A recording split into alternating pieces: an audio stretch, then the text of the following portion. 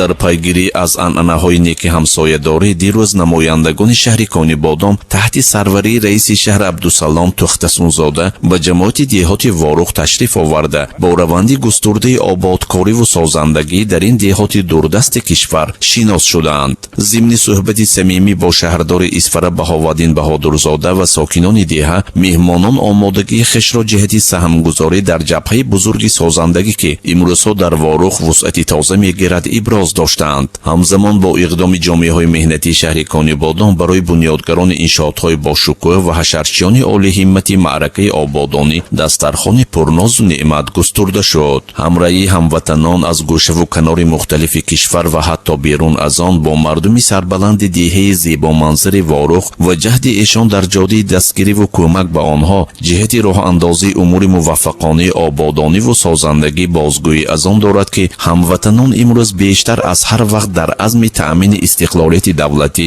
якпорчагии кишвар ва ваҳдату субот сарҷамъу муттаҳид ҳастанд. ёдовар мешавем ки як рӯз пеш ба деҳаи Ворухи шаҳри Исфара раиси ноҳияи Масҷод Тоҳир Азиззода ва роҳбарони воҳидҳои сохтории мақомоти иҷроии ҳокимияти давлатӣ, ҷомеаҳои меҳнатӣ, ҷавонони фаъолу варзишгарони муваффақи ин ноҳия низ ташриф оварда буданд.